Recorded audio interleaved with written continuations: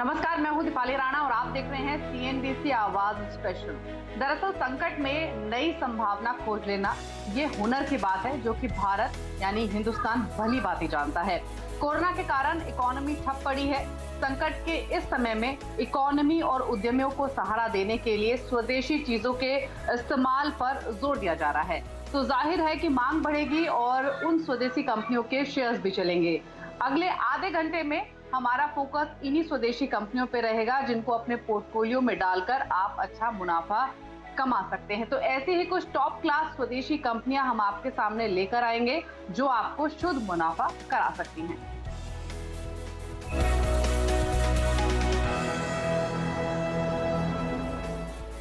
तो आप देख रहे हैं शुद्ध देसी स्टॉक्स। वैसे तो नाम से ही समझ में आ रहा है कि हम उन कंपनियों के बारे में चर्चा करेंगे, उन चुनिंदा कंपनियों के बारे में बातचीत करेंगे जो स्वदेशी हैं, जिनमें दम है, जो मुनाफा देने का भी दमखम रखती हैं।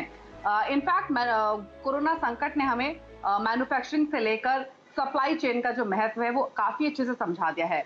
और हाल ही में प्रधानमंत्री नरेंद्र मोदी ने अपने संबोधन में लोकल के लिए वोकल होने की भी बात कही थी। तो क्या कहा प्रधानमंत्री मोदी ने, सबसे पहले वो सुनिए। कोरोना संकट ने हमें local manufacturing, local market, local supply chain, इसका भी महत्व बराबर समझा दिया है।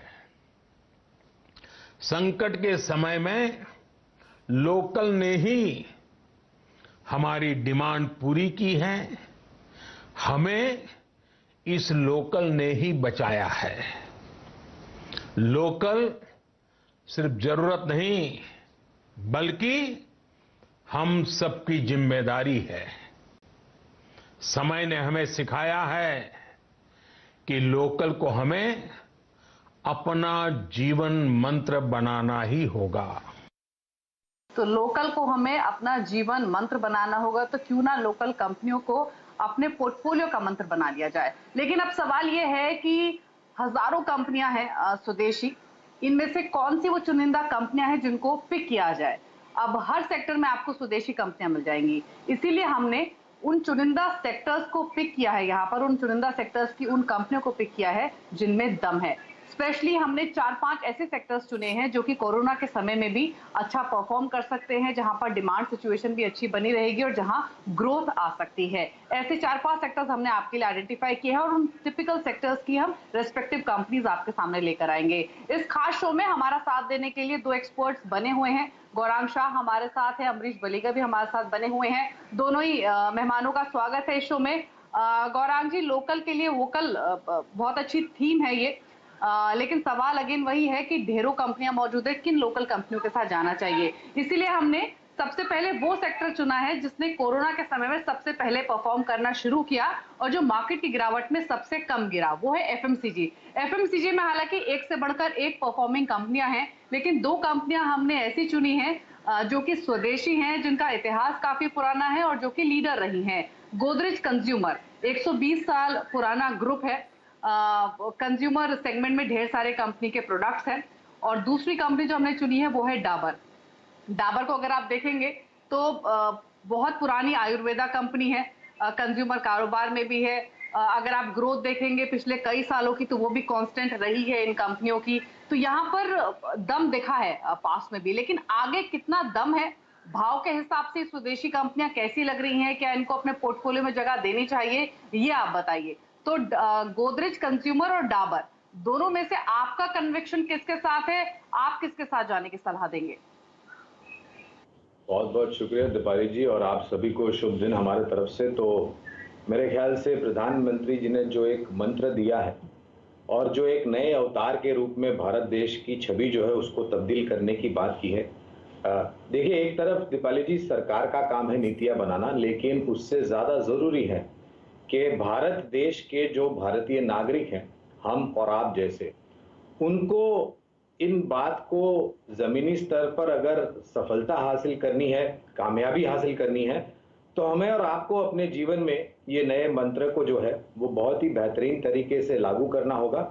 और हर एक भारतीय को, हर एक हिंदुस्तानी को मेरी दरखास्त है कि भारत आप भारतीय हैं, आप हिंदुस्तानी हैं, आपको भारत में बनी चीज का इस्तेमाल करना चाहिए, सेवाओं का इस्तेमाल करना चाहिए, उसके साथ साथ उसका प्रचार भी करना चाहिए और प्रचार करते हुए आपको अंतर्राष्ट्रीय स्तर पर जाना है। यही एक मंत्र प्रधानमंत्री जी ने दिया है और उसका पालन करना मेरे ख्याल से हम सबका कर्तव्य है।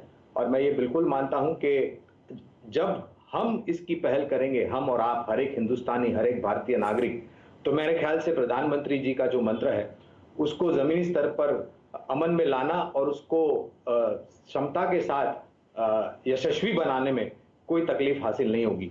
और आपने सही जिक्र किया दीपाली जी के ये जो गिरावट हमने 25, 30, 40% की देखी है बाजार में, सेंसेक्स या निफ्टी पर या कुछ क्षेत्र में, वहां पर एफएमसीजी क्षेत्र से जुड़े हुए जो स्टॉक है जो कि खपत के सबसे पहले पायदान पे आते हैं, उनमें करेक्शन बहुत कम देखा है। तो मैं एफएमसीजी क्षेत्र से गोदरेज कंज्यूमर प्रोडक्ट्स लिमिटेड को तवज्जो देना चाहूंगा, अहमियत देना चाहूंगा।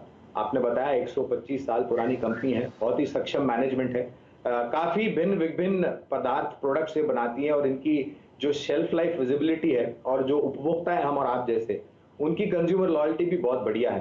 तो कॉर्पोरेट गवर्नेंस, तिमाही नतीजे, सालाना नतीजे और आने वाले समय में ये जो कंपनी है इन्होंने अधिग्रहण किया था कुछ विदेशी कंपनियों का भी, तो स्थानीय देशी स्तर पर यानी कि स्थानीय रूप में इनको सफलता मिल सकती है और अंतर्राष्ट्रीय स्तर पर जो कंपनी अधिग्रहण किया था उसके आधार पर इनको और भी सफलता मिल सकती है।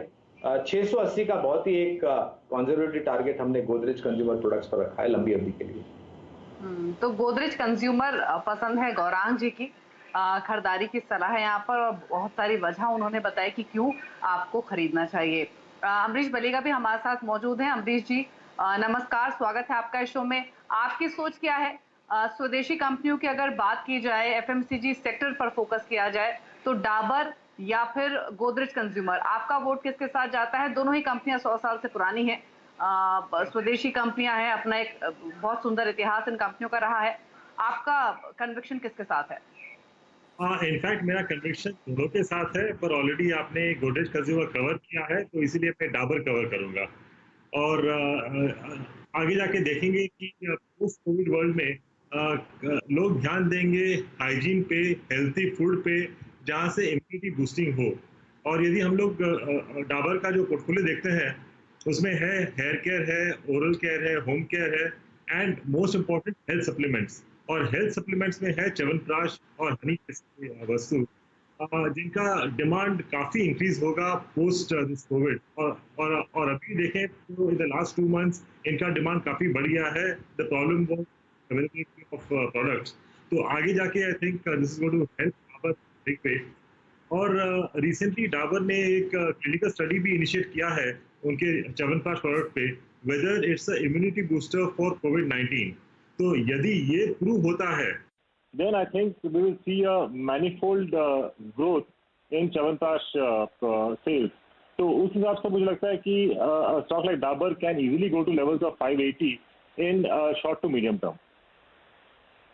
गोदरेज कंज्यूमर, डाबर दोनों ही स्टॉक्स पसंद हैं और जैसे कि आपको बताया गया, गौरांग जी का जो टारगेट है गोदरेज कंज्यूमर पर वो 680 का है और अमरीश जी का टारगेट डाबर पर 580 का है। खरीदारी की सलाह है। अब जो दूसरा सेगमेंट हमने चुना है वो है कंज्यूमर ड्यूरेबल्स, क्योंकि